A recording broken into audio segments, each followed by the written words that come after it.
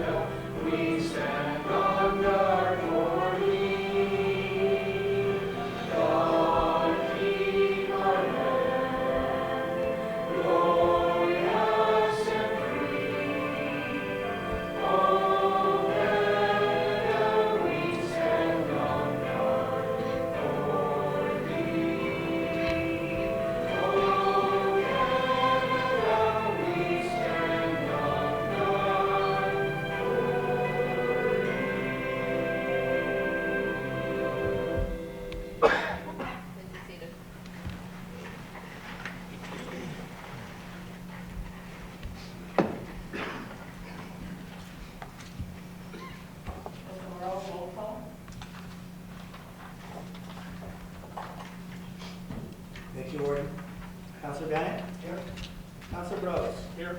Councillor Doncaster? Present. Councillor Donahue? Here. Councillor Emo? Present. Councillor Grills? Here. Councillor Hunt? Councillor Keller? Here. Councillor Love? Councillor Lynch? Here. Councillor Murphy? Councillor Peckett? Councillor Rigier? Here. Councillor Reinwald? Warden Robinson? Present. Councillor Sweet? Present. Councillor Wisniewski-Moore? Thank you, Warden. Thank you, Mr. Morrow. I'd also like to acknowledge our MP, Cheryl Gallant, in the gallery as well. Is there any disclosure of pecuniary interest and the general nature thereof? Seeing none. Good afternoon, everyone, and thank you for coming to this meeting on such short notice. You will have noticed that the senior leadership team is not in chambers. They are monitoring this meeting remotely as we work at limiting exposure to each other. We have done this as well with council seating arrangements for today. It is abundantly clear that we are in the midst of a health crisis, which demands each one of us to be strong leaders in our community and to anticipate, as best we can, the needs of our employees and the residents of the County of Renfrew. COVID-19 is a threat to our way of life, and as county councillors, it is our responsibility to react in a fair and balanced way to ensure the safety of our staff as well as the general public. It is not business as usual. We will be forced to scale back non-essential operations to ensure maximum use of our resources in areas where our services are vital to the safety and security of our community. Paramedic services, social services, long-term care, public works. These departments must be protected for the well-being of us all. Access to some of our buildings, like Miramichi Lodge and Bonisher Manor, has already been restricted. We recognize this is a hardship for the residents and their families, but we must keep everyone safe. I sincerely hope we are able to create ways for families to connect with their loved ones at the lodge and manor. We realize social isolation can have a negative impact on one's health and well-being, and if we can lessen the stress, it will be to everyone's benefit. Our social services staff, Child Care Ontario Works, and Renfrew County Housing Authority will continue to support people in need in our community. However, as this pandemic evolves, the way in which we deliver these supports may have to be modified. I want to make it crystal clear to everyone that the County of Renfrew is not closing itself off to the public. Daily and sometimes hourly, we are reassessing how to best meet the needs of our residents in this rapidly changing environment. We are listening to the advice and guidance of expert healthcare professionals, our Emergency Management Coordinator, Chief Mike Nolan, the Renfrew County District Health Unit, the provincial and federal governments. Premier Ford's decision to declare a state of emergency was an extraordinary step, but one that, in my opinion, was essential want to fight the spread of COVID-19. At this time, I understand there have not been any confirmed or presumptive cases of COVID-19 in the county of Renfrew. That will change, and we need to be ready. Going forward, decisions are going to have to be made quickly and strategically, and that is the reason why we're here today. I will now ask Mr. Morrow to take us through the report. Thank you, Warden. Through you to County Council. Today's report essentially contains two or one item. The first item in the report is item number 1, notice provision. So to clear that up right away, with respect to our procedural bylaw, Section 6 of County Renfrew bylaw to prescribe a form, manner, and times for provision of notice indicates that if matters arise which in the opinion of the CAO office clerk in consultation with the warden is considered to be of urgent and time-sensitive nature or which could affect the health or well-being of the residents of the County of Renfrew, or if a state of emergency is declared, or if so advised by the provincial ministry, the notice requirements of this bylaw may be waived and the clerk shall make his or her best efforts to provide as much notice as reasonable under the circumstances. We have made our best efforts, Council, to get notice out and a draft report. I will run through the report, and that's item number 2 under bylaws with you in some detail moving forward in terms of implications. It is different than the report that you received last night in some ways, and I will start there with the next item, if I may, Warden. Thank you. So with respect to delegation of authority, this is the first step prior to the declaration of an emergency in terms of being able to keep the operations open. It was clear in the warden's statement that she read, our job now is to make sure that we are able to provide services to the public, but at the same time continue on with our operations. We do have a continuity of operations plan. The resolution and the bylaw that you see in front of you will help us achieve that. If I may, Warden, I'll read the bylaw or the recommendation. Oh, yes. Okay, thank you. The County Council approved the actions outlined in bylaw 33-20 be authorized as a temporary measure until such times as the proceedings of council resume, and further that the next meeting of council be held at the call of the warden. That did originally state, in the version that you saw, that it was time limited until August 26th. After speaking to some of my colleagues throughout Eastern Ontario, they did not put a time limit on their delegation of authority bylaws moving forward. What is unique about this delegation of authority that you see, it's not to me, it's to the warden and myself, so there is that second check and balance on it as well. So there is an opportunity for the warden to provide some direction on this as well as part of a team moving forward. Again, direction and resumption of council meetings moving forward will be at the call of the presiding officer, chair, or in this case, the warden. It's clear that, again, like the warden has indicated in her address, we have some challenges, and we are going to need that flexibility at the staff level to continue to serve the public and allow us to deal with a couple issues. I won't deal with the bylaw right now. I direct you to the start of the table in Appendix A, and I would like to discuss examples of some of the policies and some of the issues where we will be using this delegated authority. So, what we've done as a team is we've taken a look at all of our policies and done the best we can to provide examples of a description of the policy and the recommended action. So, policy A02, protection of personal and information privacy through MFIPA. So, recommended action, permit the employer to disclose if an employee has been affected with COVID-19. We have some other guidelines around that as well. HIPAA legislation, hospital information protection of privacy, and again, there's an area here where we're going to have to skate very carefully as an employer. If an employee in the office becomes affected, I'll use Rose as an example. So let's say Rose becomes affected. Rose works up at the front, and she's part of administration. My role and my obligation to the other staff is to inform the other staff that I have another employee and one of their colleagues that would have been affected with COVID-19. There's some challenges though, and we've been on a conference call with Eamon Harnden, and they have indicated can't release the name. But you know, in this environment, they're going to know who it is, and that will be our challenge moving forward with this. But it's these types of things in terms of flexibility in the policy that we'll need to move forward on that particular one. Recruitment process. Bypass our normal recruitment steps and process in order to fill critical positions where required. When we have, you know, and I hope to God we're not going to get more snow, but I will use the example of we have a list of folks that have retired in terms of snowplow operators. Should one of our patrol garages go down and we lose some of our snowplow operators, because we know and they're past employees, we would bring that back without following our normal recruitment process in this event, and we would make sure that we continue to provide that service to the public.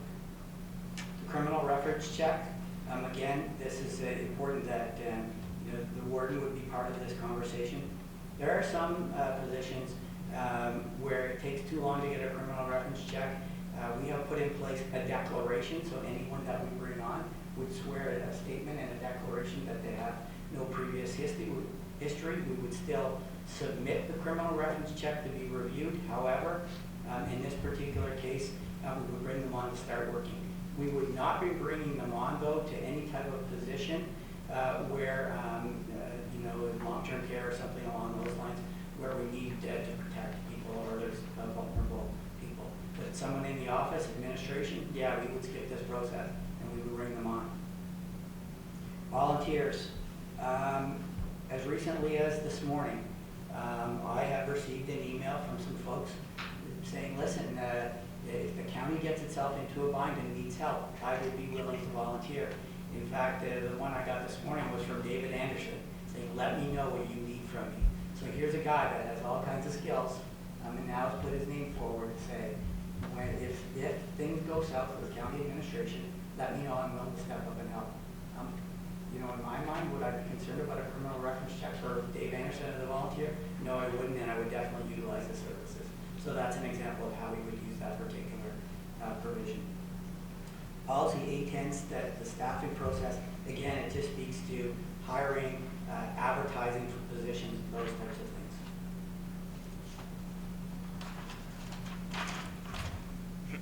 Policy 817, professional standards and dress code.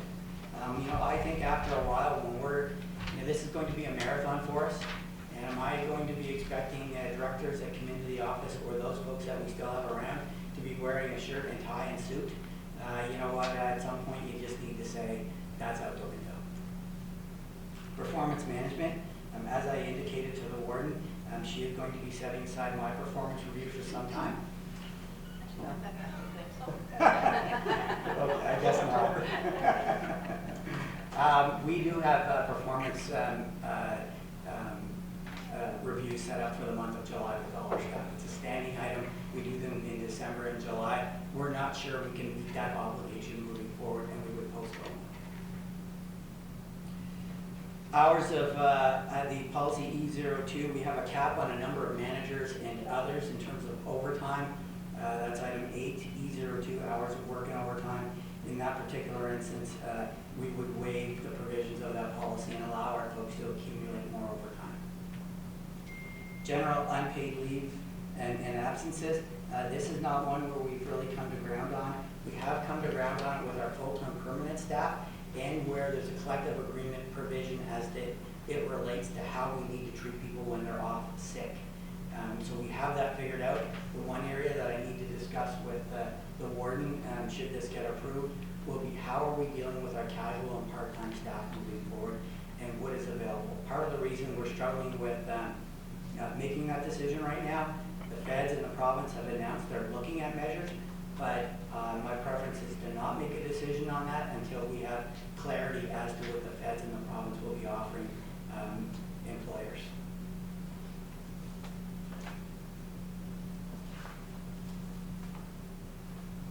Policy E09, attendance, obligation for regular attendance.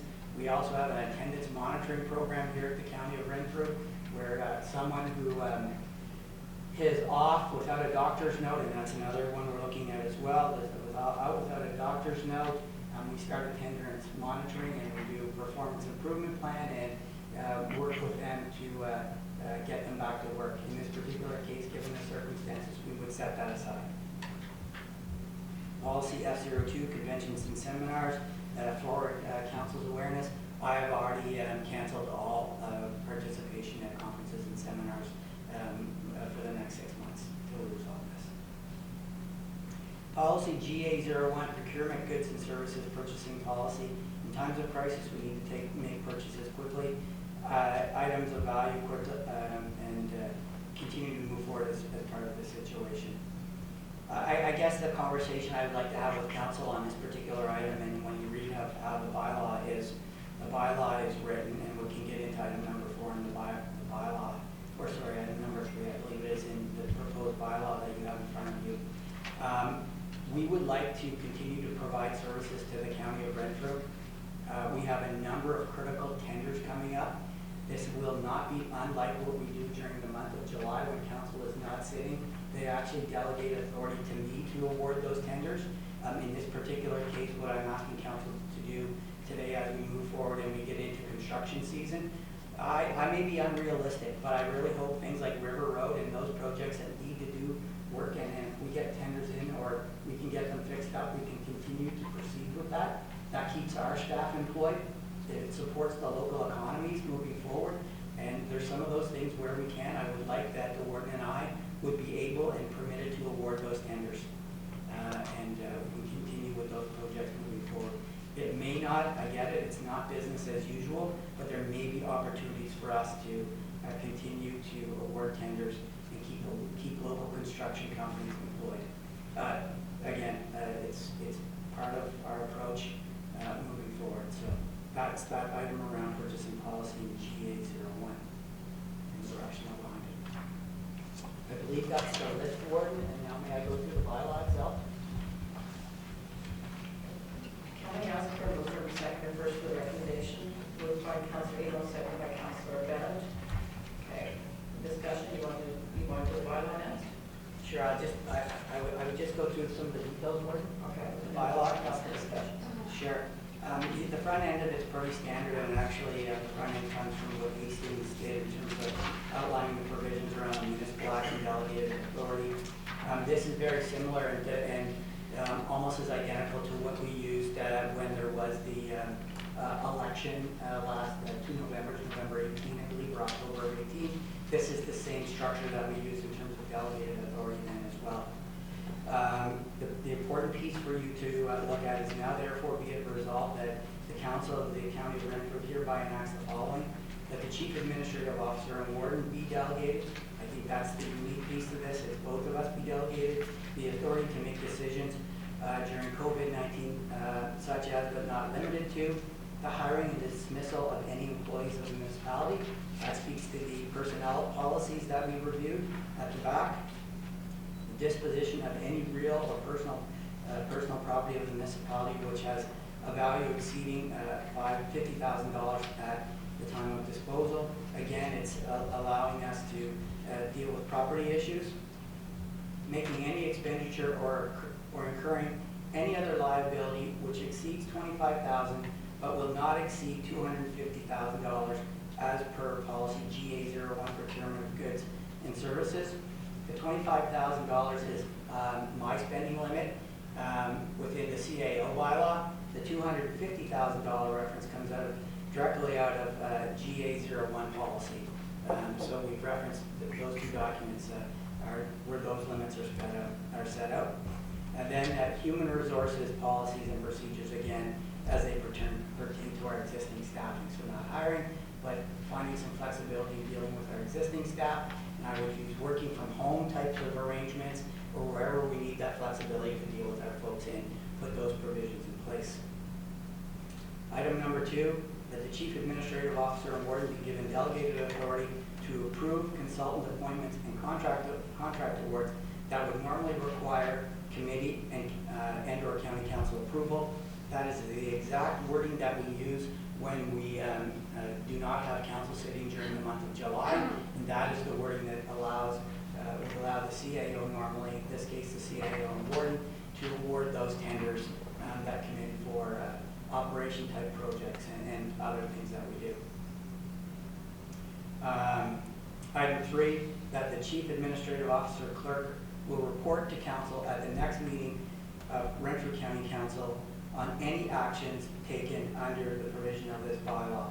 So what I will be doing is, essentially in my mind, the easiest thing for me to do is, moving forward, should this be approved, I would create a table and manage it with Rose's help of all those actions that we take, and then I would bring that part of that back to Council as part of a full report saying, you approved this bylaw on this date. With the approval of that bylaw, these are the things that we did, and so I will report back to Council informing them of all the actions that we've taken. Item number 4, that this bylaw will be limited to the time that the Renfrew County Council is unable to hold its regular or special meetings of council or its committees as a result of the COVID-19 outbreak. I take you back to the original resolution, and that would be until the warden calls the next meeting of county council and committee. Warden, that concludes my review of this item. Thank you very much, Mr. Farrell. We'll open up to comments. Councilor Eno. Yes, thank you. I appreciate the effort that's gone into this and understand and endorse the motivation and the projection stability for operations. Just a comment. Point 4, I think you may have misspoke when you said you skipped this process in your concluding remarks, but in the middle of your remarks you said we're going to go ahead and do it anyway. So I think rather than skip, you meant delay the process of permanent reference checks. Yeah, thank you, sir. I appreciate that. I appreciate the clarification. Thank you. Okay. And the second point, if I might, yeah, is that item number 1 of the bylaw, my impression is we have a bylaw that replaces you with an acting CAO. We've done that for a year. But in the event the warden is incapacitated, my understanding is under our procedural bylaw or our emergency powers bylaw, then that reverts to the chair of health committee. Is that correct? Just to make sure I understand that for education. So thank you for that, Councilor Emo. I'd like to confirm that in the procedural bylaw. I can do that now, or I can send out a note to all of council when I confirm it. I do know for a fact the first alternate under our emergency plan is the chair of health. I don't know if it's the replacement of. And it's not urgent. It's just it's more for education so people understand there is a series of backup plans. But just in case the warden is incapacitated, I believe it's the chair of health, but I want to make sure that we understand that at some point.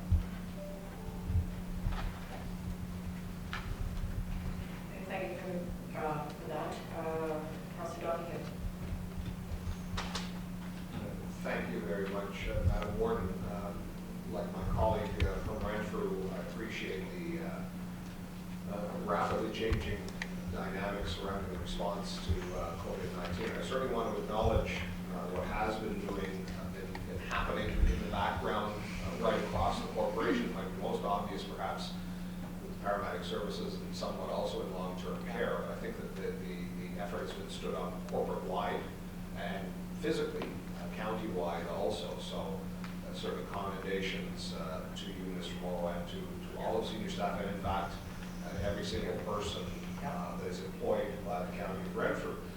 What I have certainly been messaging consistently, and I think messaging has been a large part of this, is that it is our community that is facing this challenge, and it's going to take our community to properly respond to this. This is it's not going to take any individual effort, but it's going to take the collective efforts of every individual within our society. So thank you for all of those efforts, and again, thank you to all the staff. This needs to be done, absolutely, as we are facing this dilemma.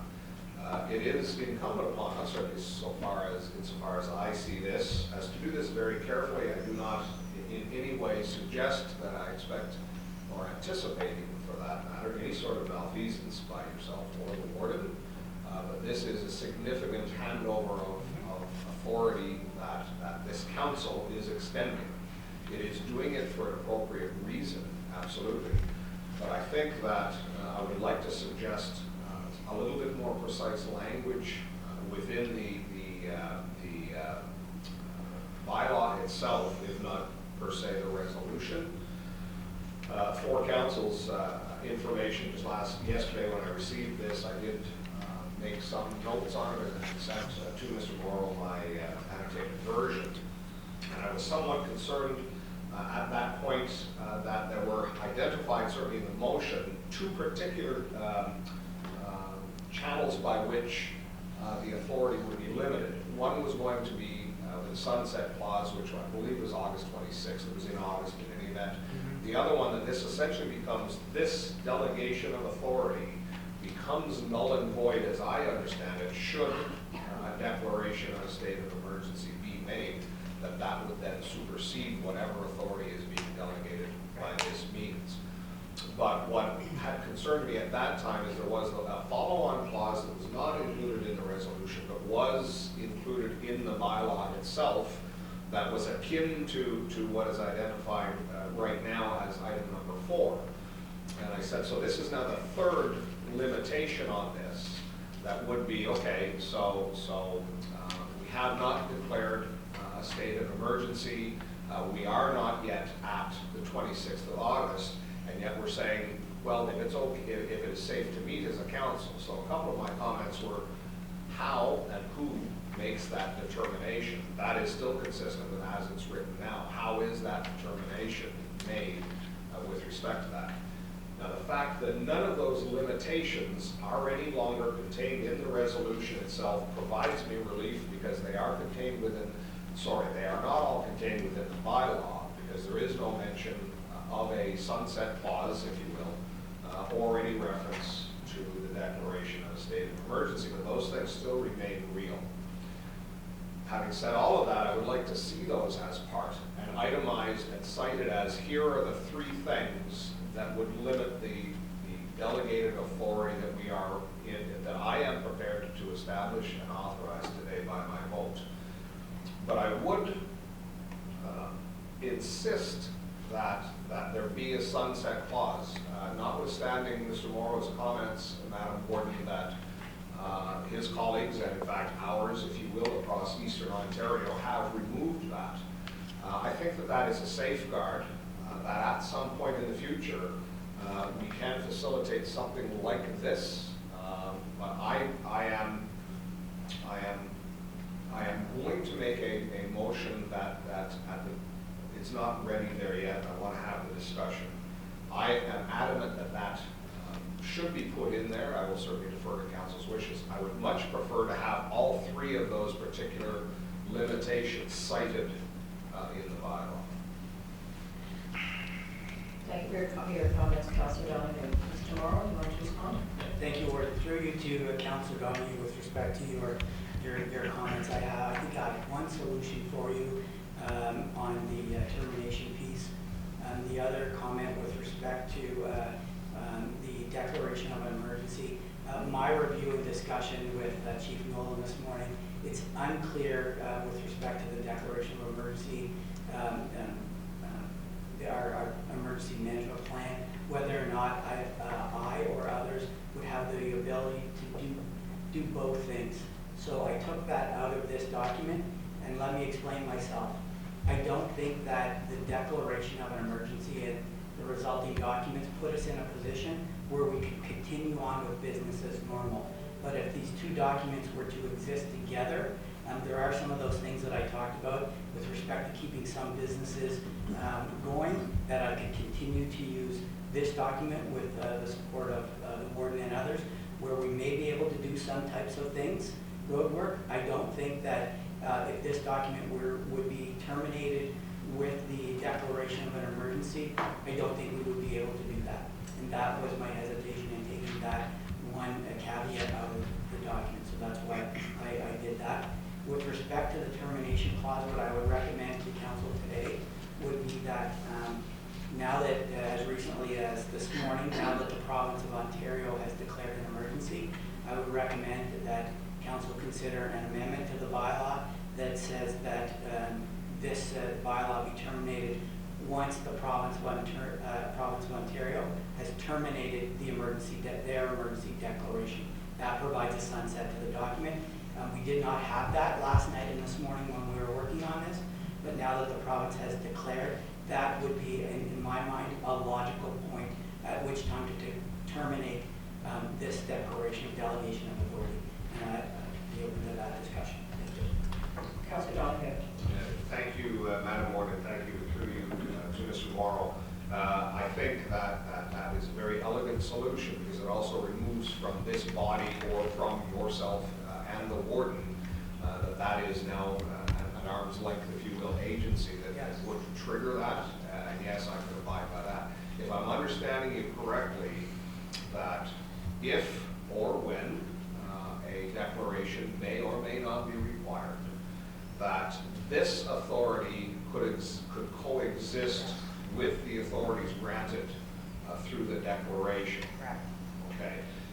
I am comforted by that with my concern. So if I might, Madam Warden, then just some specific language as it relates to how this is playing out.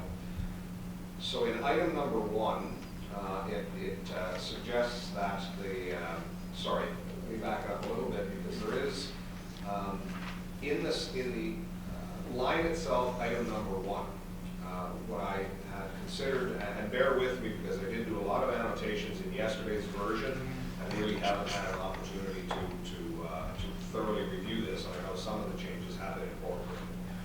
But even within the language of number 1, what I had considered is, and I'll read it and I'll insert my suggestion, perhaps that's the simplest way, that the Chief Administrative Officer / clerk and warden be delegated the authority to make decisions related to and during COVID-19, such as but not limited to.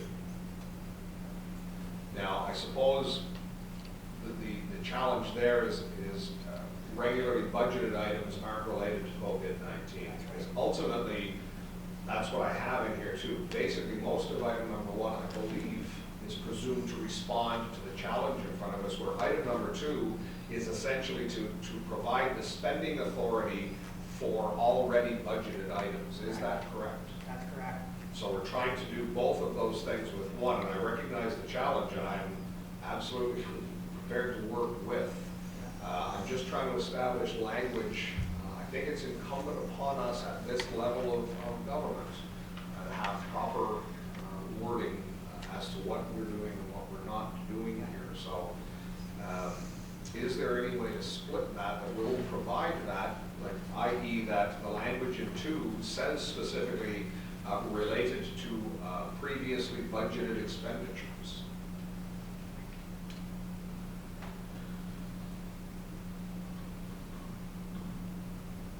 I.e. if Madam Warden, if I read it, that the Chief Administrative Officer, Clerk, and Warden be given delegated authority to approve consultant appointments and contract awards that would normally require committee and or council approval that are related to previously budgeted expenditures.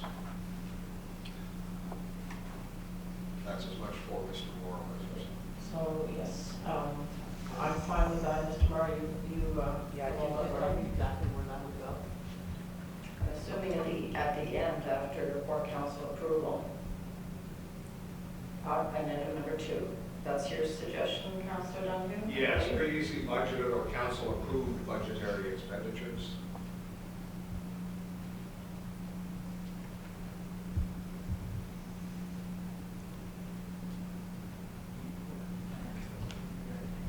Certainly, can you read it again for us, please? Okay, and it is as written without negating any of the language. That the Chief Administrative Officer, Clerk, and Warden be given delegated authority to approve consultant appointments and contract awards that would normally require committee and or council approval and are according to council approved budgetary expenditures.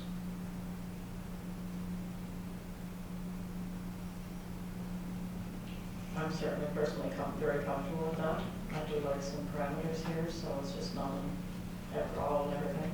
And bearing with me and also with sympathies to the clerk, I can work on the wording of a proposed amendment to the bylaw right now. I'm just trying to work my way through it. I think perhaps consultation with the CAO, I think that kind of approach into what I want to do before we arrive at the final amending resolution, if that's appropriate. Absolutely. If you want to just share with us your suggestions, and then we'll probably take a bit of a break to make sure we have the wording correct before we bring it back. That would strike me as a very appropriate process, thank you. So having done that on number 2, so I'm presuming in number 1, are those spending authorities outside of budget? The reason why is I believed that the CAO had an approval authority that was in excess of 25,000, is that not correct? No. Only an emergency. Sorry, Warden, my spending authority in my CAO bylaw is limited to 25,000. When there, I deem or, the clerk has indicated that there is an emergency, I can go to 250, but, there's no declared emergency. Thank you. So, fair enough, and I guess generally that was moved, but since in 2, at least there's been so far no comment opposed to making that change, if we are essentially saying this is for approved budgetary expenditures, then can one then not be limiting to COVID-19 related expenditures? I.e., 1 is essentially granting you non-declared emergency powers, essentially, where item 2 is granting you delegated authority to approve tenders that have been budgeted.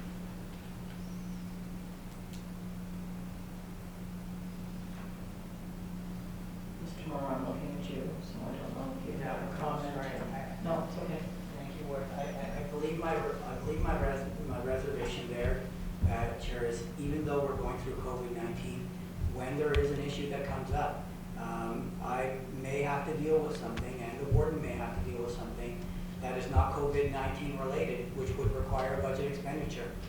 And so that's like any time when during the election period or during that July month, that delegation of authority with respect to other matters that come up, we need to be able to respond without having to pull council or committee together. And so it may not be COVID-19 related. Putting that restriction on it may tie our hands where we're not able to deal with some other type of issue that arises. That would be my concern with limiting the scope of that. However, I'm going to try and make it a little bit. However, it would be COVID-19 related because we would not be sitting as a council, and that would be the reason. So I think it is legitimate that any of the decisions we make would be COVID-19 related. You take COVID-19 off the table, and we're back sitting as a council. Yeah, I guess you could look at it like that too. Councilor Emo. Yes, I agree to a degree. We are entering what potentially could be flood season, and if we're in the middle of COVID-19, we might not be here and have some issues around flooding. So I'm just, I think I'm more than content to err on the side of caution, and not limit it. I recognize that that's primarily what we're here for, but we can't predict what's going to happen in 3 weeks or 2 weeks would be a lot of rain. So I guess, but COVID-19 will be here for the next 120 days, very minimum, probably well into August before, I think we have news reports today that they're expecting to crest in New York State and New York in 45 or 50 days. So that's still going to trickle into Ontario for a significant amount of time, and we're not sure, if we get through these 14 days and we're not individually infected, if we're standing beside somebody July 1st at a barbecue, there's a good chance we could be infected by somebody else. So I think realistically, we should be aware of it, and it's a conflicting problem for us. But the reality is, it's not our responsibilities aren't limited to COVID-19. Councilor Donohue.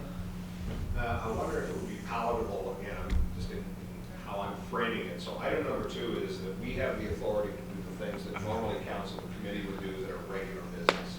Item number 1 would be related then to not specifically COVID-19, but to any emergency response. That 1 would be to respond to unforeseen emergency, and number 2 is the regular order of business. At least as a general approach, I wonder if that would be palatable Okay, and having made those two, then, Madam Warden, now, I've thrown some stuff on the table, I think it's appropriate that I'll yield forward. Thank you. Does anyone else have any comments? Councilor Emo. Very quickly, I believe the schedule is going to be attached to the bylaw, and I'm wondering if there's a chance to insert a bullet somewhere which allows and recognizes that you may have to shift people from their employment classifications to cover off other duties. Like you mentioned specifically, snowplow operators. If we run into difficulty, they may end up doing some kind of cleaning here, or they may end up doing something else. We may have to pull people back from what might not be essential services to buttress some of our essential services. So I'm wondering if there's a bullet point in there that, and I recognize that flies in the face of all of our collective agreements. However, I would assume that smarter folks than ourselves sitting in Toronto and Ottawa will include that in their language as they move forward, either temporary relief or something like that. Thank you, Warden. My apologies if I missed it as I ran through the table. You will note that policy GA05, return to work of the accommodation process, does speak to that to some degree. What that speaks to is us reevaluating an individual's job. Should they be moved into a lesser position? So let's say we had a paramedic, and this is the case that exists, that currently cannot be in an ambulance. They move into the administration role, we reevaluate their job, and they get paid less. It does present some challenges for us. What I'm suggesting is we would suspend that, and it would continue to get paid at their regular pay level. Otherwise, we'll get a work refusal. Councilor Emo. I'm glad you clarified that piece. I'm just saying generally, if there is half of the division goes down because of this, Yes. and they're off for 14 days or 18 days or 28 days, Yeah. then we have the ability to move people from different divisions in. And if that needs to be a bullet point that's attached to this, That's covered in the personnel policies. okay, it's in the policy, I can tell that. Thank you. Thank you. Any other comments? Councilor Lynch. Thank you, Warden. To the city, do we have a chain of command? I understand that when the warden goes down, it goes to the chair of health, and when the chair of health goes down, it goes to, and when that individual goes down, it goes to that. You're all in the same car and you all perish at the same time. Who's in charge? Actually, it comes to the CAO to be in charge, but then the province may step in and appoint a council. So I'd have to check the provisions of the Municipal Act, but there will be a provision on that for the province to step in. Councilor Sweet. Yeah, thank you very much, Warden. I'm very much in favor of this delegated authority situation.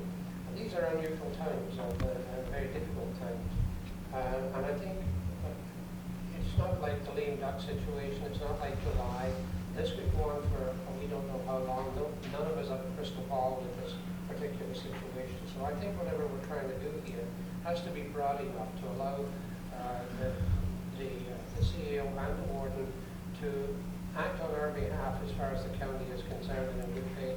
And I think it's going to be quite difficult to try and tie a bow around this and restrict the CEO or the warden working together in the better interest of the county. So I understand what Councilor Donoghue would like to see, but I think it has to be flexible enough that it allows the CEO to do his job. Well, thank you for those comments. I can hear. As long as you can hear you and I can hear you, we're all good. There you go. Are there any other comments? Okay, seeing none, we'll take a 10-minute break to get this wording done. We'll come back. Sure. Is that fair? It's just the one change, or the two changes, sorry? I believe so. Do you have it ready? I can do it. And a motion to amend. Can I try? So we're going to have to, the recommendation will have to be amended to indicate the bylaw 3320 as amended. Yes.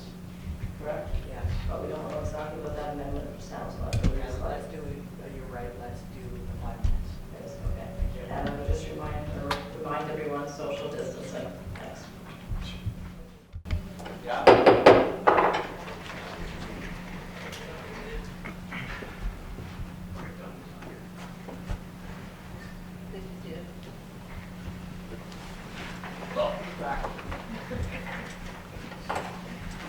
right, Mr. Moore, I'll have you read the bylaw as amended, please. The resolution to amend. Okay. Thank you, Warden. So the resolution to amend that bylaw 33-20, item 1, be amended to read that the chief administrative officer, clerk, and warden be delegated the authority to make decisions related to and/or during COVID-19, such as but not limited to, and further that item 2 be amended to read that the chief administrative officer, clerk, and warden be given delegated authority to approve consultant appointments and contract awards that normally would require committee and/or council approval and our council approved budgetary expenditures, and further that the effect and termination section read, this bylaw shall come into force and take effect March 17, 2020, and terminate at the time the province terminates their declaration of emergency.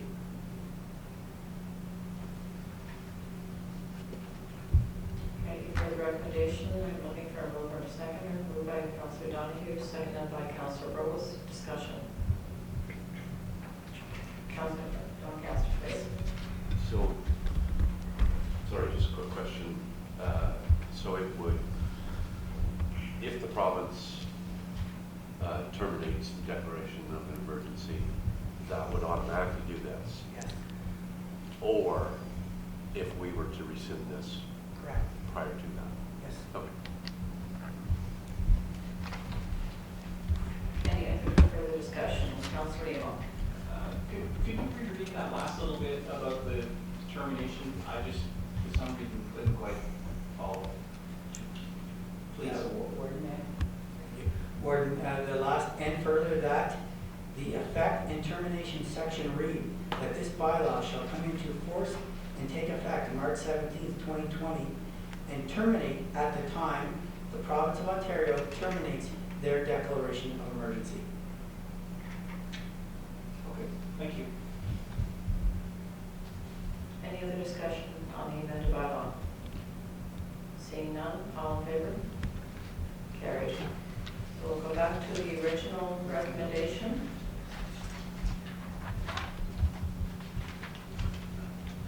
County of Renfrew, that County Council approved that the actions outlined in bylaw 3320 as amended be authorized as a temporary measure until such time as the proceedings of council resume, and further that the next meeting of council be held at the call of the chair.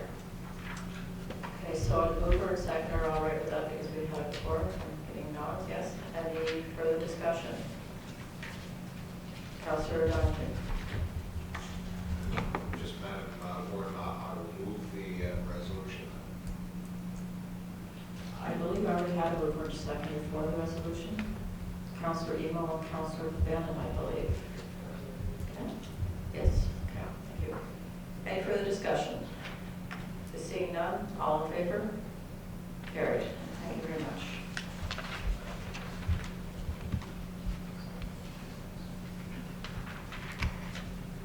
We have no notice of motion, no members' written motions. Any new business? Councillor Emo. I was just wondering if this, as quickly as it's composed, if this bylaw and the schedule could be sent out to the local municipalities, because I believe that this will be of interest to them to take in some fashion and use, similar mechanisms for their duties.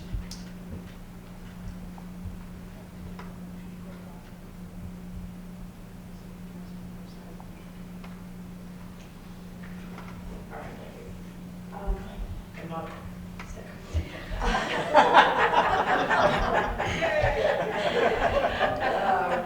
for Councillor Donahue. I can't see where that would be a problem, I'm sure. Look at this. Oh my God. I know. Elbow, please. I'm sure that's going to sent out later on today, I'm sure. I do need the bylaws. Councillor Rose, do you have? If I could. Oh, Councillor Duncan. I've skipped some parts here, but we'll move back. Oh, sorry, yes, you have. So you were going to come back to your business? Okay, thank you. Sorry, yes, I missed the bylaws, so Councillor Rose, please. Yes, I have the bylaw moved by myself, seconded by Councillor Lynch, that the bylaw listed on item 8 as amended and attached here to as Schedule A on the County Council agenda dated March 17, 2020 be deemed as read 3 times and passed. Thank you for that. Any discussion? Seeing none, all in favor? Carried. Thank you very much. We'll go back to new business. Councillor Donahue. I'm assuming notice of motions and members' written motions. Have you done those? It sure did. Okay, thank you. That's why I would be unfit to be the second in command, by the way. For those who are prepared to stand still while everyone else steps back. Thank you, Madam Warden. I think because we are now in this body, I anticipate to be recessed for some time. But I think use this occasion to continue to encourage everyone in the room, certainly all the elected in the room.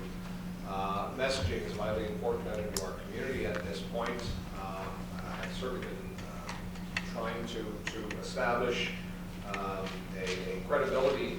People are anxious all the time for good, solid information, whether it is good news or bad news, so long as they have good information and can make appropriate decisions. And I will certainly invoke Bruce Aylward. By now you may be very familiar with Dr. Aylward, who is a leading global epidemiologist and led the World Health Organization's delegation that went into China in January to do a review of that response. And that language is consistent with what he has been saying, which is that give people the information, the proper information, good information, and they will make good decisions based on that. And I think that that's incumbent upon us as particularly the health professionals, certainly the leading edge of that being public health, but also our acute care, but also paramedics, the nurses, etc. And I apologize if I haven't named anybody in particular, because their efforts right now are heroic and are going to be more so moving forward. All of those things, all of these measures that we are implementing right now, they are leading, if you will. The effect of those will not be felt probably for 10 days to 2 weeks. What I certainly liken this to, what we're doing, for those who aren't following the particular intricacies of public health in response to a pandemic, this is the fire break that forest fire fighters engage in, which is to remove the fuel. They will have that 100-meter line where they will remove all of the fuel that then ensures that the fire runs out of fuel. That's what we're engaged in right now. I know that the events over the course of the last 10 days has elicited a great deal of concern and anxiety in our communities, but it is important to stress that all of these measures are in fact reducing the risk, which is essential that our public health system that we are so enormously proud of here in Canada can cope with this challenge, and I have no doubts whatsoever in my mind that it can. The other element that I certainly wish to bring forward, and I am enormously gratified, I'm seeing these grassroots responses that are coming up through our community, and I have consistently said that this is a community challenge and will require a community response if we are to face it. So it is incredibly gratifying that I am seeing that now through the social media. I'm seeing multiple efforts within our community of reaching out to perhaps the self-isolated or those that are high risk, immunocompromised individuals, seniors, those who need some assistance. I am seeing that now. I will certainly draw your attention within, it is a resident of my community, but it is identified as Renfrew County and area caremongers, and I think that's an outstanding name, which is now the forum through which people have things to offer, or if you're aware of things to offer, that's where it can go. If you're looking for something, that's where you can go. It just was initiated yesterday It's already seeing a response. This is what it's going to take for us all to be pulling in the same direction all at once. The power of all is incredible. And I had sent this out yesterday. This I wasn't the one that even was aware of it, but I thought in this time, I think it's an incredible quote. It was Maya Angelou who said, "Do the best you can until you know better, and when you know better, do better." Thank you. Thank you very much for those comments. They are much appreciated and will be taken to heart, I'm sure, by anyone here. I just want to comment about the communication. Over the last week, I would say the outstanding efforts that we've put forward by the communications people in the county of Renfrew have been amazing. I think that, you know, Michael's in the room right now, he needs to hear that. He's been exceptional in that area, as have the senior leadership team, and we will continue to go forward and do exactly what we need to do for the residents and for the county. Renfrew, Councillor Emo. Yes, thank you. Just to add to Councillor Dunleavy's comments, if I might be, I think one of the struggles we're going to face, we in office and the senior management team and those serving the communities, there are no identifiable benchmarks with this. We're not going to know how well we're doing, because it's not like a flood where you put up more sandbags. It's not like a fire where you, as Councillor Dunleavy suggested, you do a fire break or you manage to slow it down or stop it.